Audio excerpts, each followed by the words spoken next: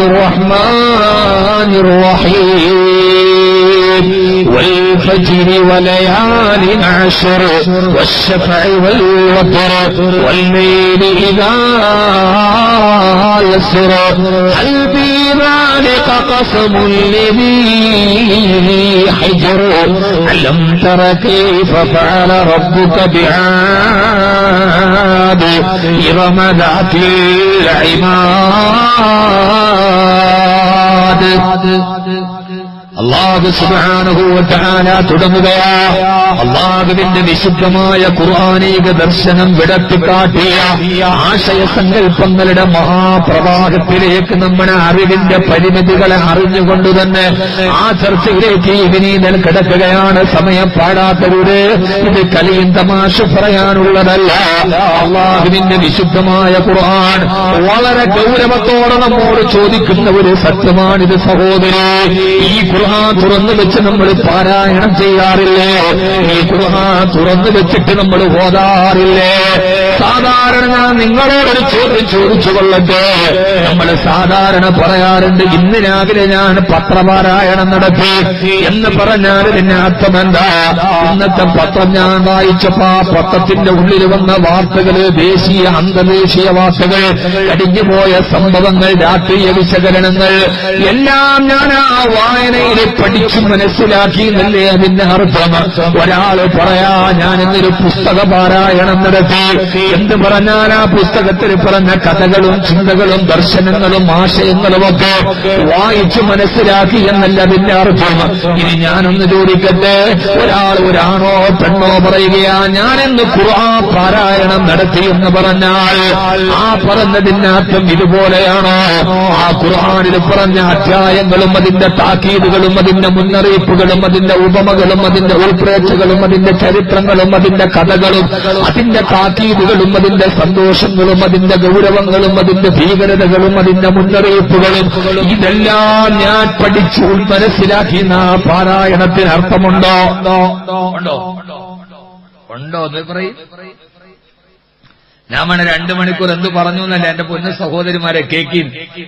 നമ്മൾ ഓതാറുണ്ട്, ഞാൻ പത്രം പാരായണം ചെയ്തു, എന്തായാലും അർത്ഥം അതിനകത്തുള്ള എല്ലാം പഠിച്ചു. പുസ്തക പാരായണം നടത്തി, അതിനകത്തുള്ളതെല്ലാം മനസ്സിലാക്കി. ഇന്ന് ഖുർആൻ പാരായണം ചെയ്ത ആളുകളൊക്കെ ഒന്ന് കൈവക്കാൻ പറഞ്ഞ നോക്കണ്ട, ഉള്ള ചീത്ത പേര് കളയണ്ട.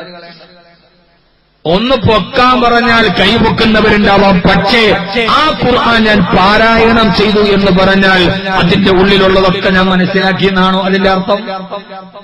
ആണോ? ഒന്ന് സഹരിക്കും മനുഷ്യന്മാരെ, അങ്ങനെയാണോ? അല്ല. അപ്പൊ പിന്നെ ഞാൻ വിചാരിച്ചതെന്താ, വെറുതെ വലിച്ചു നീട്ടി പറയണ്ട. പടച്ചോനെ ആയുസ്സിൽ ഒരു അധ്യായത്തിന്റെ ഒരല്പം മുഴുവനും പറയാൻ പറ്റുമെന്ന് എനിക്കറിയില്ല. അതിന്റെ ഒരു അധ്യായമെങ്കിലും ഞാൻ പഠിച്ചിട്ടുണ്ട്, ഒരു ആയത്തിന്റെ ഒരർത്ഥം ഞാൻ പഠിച്ചിട്ടതിന്റെ വിശാലമായി. അപ്പൊ സഹോദരി യഥാർത്ഥത്തിൽ പറയേണ്ടത് കറക്റ്റല്ലേ? അല്ലാഹുവിന്റെ ഖുർആൻ പാരായണം ചെയ്താൽ ആ ഖുർആനിൽ പറയപ്പെട്ട ആശയ സാഗരങ്ങളുടെ അക്ഷയക്കനികളെ പകർന്നെടുക്കണ്ടേ? അതിന്റെ ഒരു ശ്രമമാണ് ഈ വിനീതം നടത്തുക. അല്ലാഹു സുബ്ഹാനഹു വ തആല പറഞ്ഞു തരുന്ന ഈ സൂറത്തുൽ ഫജ്ർ നിങ്ങൾ പാരായണം ചെയ്തിട്ടില്ലേ? സൂറത്തുൽ ഫജ്ർ ഓതിയിട്ടുള്ളവരൊന്ന് കൈപൊക്കി നോക്കട്ടെ. ഒന്ന് പൊക്കിക്കോളെ, കുഴപ്പമൊന്നുമില്ല. സൂറത്തുൽ ഫജ്ർ അല്ലാത്തവർ ഇത് കേട്ടിട്ട് ഓതാൻ വേണ്ടി ശ്രമിക്കും. അല്ലാഹു തൗഫീഖ് നൽകട്ടെ. ഓതിയിട്ടില്ലേ? എന്താ വൽ ഫജ്രി എന്നതിന്റെ അർത്ഥം എന്താ? കുടഞ്ഞു, ചക്ക കുടയും പോലെ കുടഞ്ഞു. വൽ ഫജ്ർ എന്താ അർത്ഥം?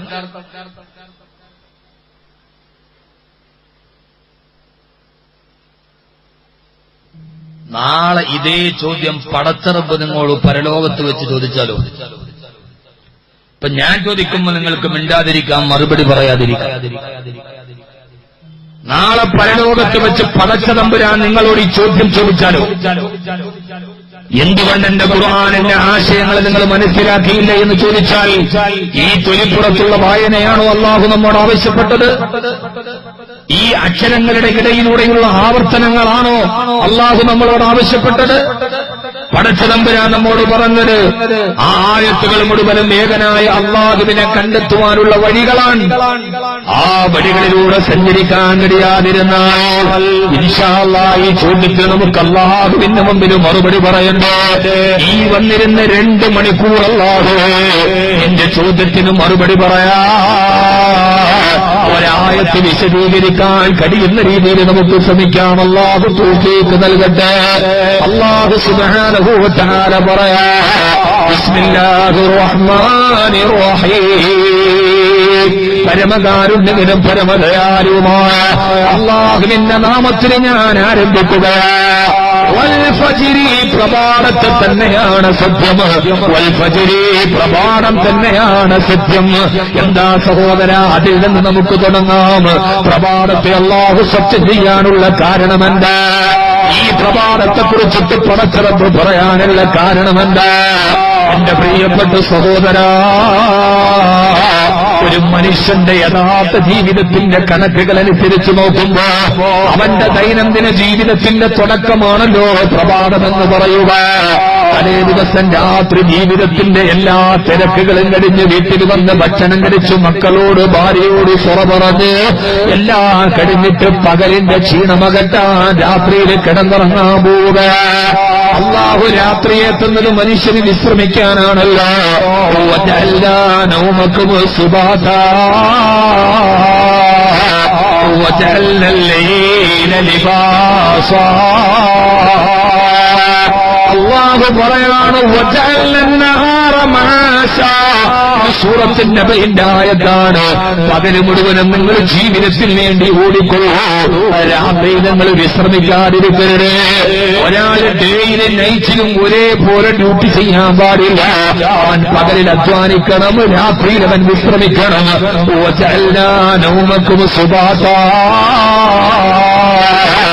രാത്രിയിൽ നിന്റെ ശരീരത്തിനൊരു വിശ്രമം കൊടുക്കാൻ, പകലുകൾ മുഴുവനും അധ്വാനിച്ച് ക്ഷീണിച്ചു പോയതിന്റെ ശരീരത്തിന് വിശ്രമം കൊടുക്കാൻ രാത്രി സമയത്ത് കിടപ്പറയിലേക്ക് വരികയാ. ഉറങ്ങാൻ പോകുമ്പോൾ നിന്റെ ബെഡ്റൂമിലോട്ട് കയറി ചെന്നിട്ട് അന്നത്തെ ദിവസം നമ്മുടെ ദൈനംദിന ജീവിതത്തിന്റെ ദിവസം അവസാനിക്കുകയാ. ഇനി ഞാൻ കണ്ണുറുക്കിയിട്ട് സ്ഥലകാല ബോധമില്ലാതെ കറുത്ത മുന്തിരിയുടെ ആലിപ്പമുള്ള ഒരു ചെറിയ അവയവമുണ്ട്, ഹൈപ്പോതലാമസ്. ആ ഹൈപ്പോതലാമസ് ആണ് നമ്മുടെ ശരീരത്തിന്റെ റിമോട്ട് കൺട്രോൾ. ആ ഹൈപ്പോതലാമസ് വർക്ക് ചെയ്യുമ്പോ അടഞ്ഞ കണ്ണുകൾ തുറക്കുമത്രേ.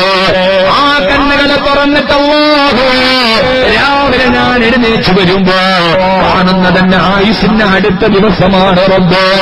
അതാ പ്രഭാത സൂര്യൻ കിഴക്കൻ ചക്രവാളത്തിൽ പുഞ്ചിരി പിടിക്കാൻ കാത്തു നിൽക്കുകയാ. പ്രഭാതത്തിലേക്ക് എഴുന്നേൽക്കുകയാണ്.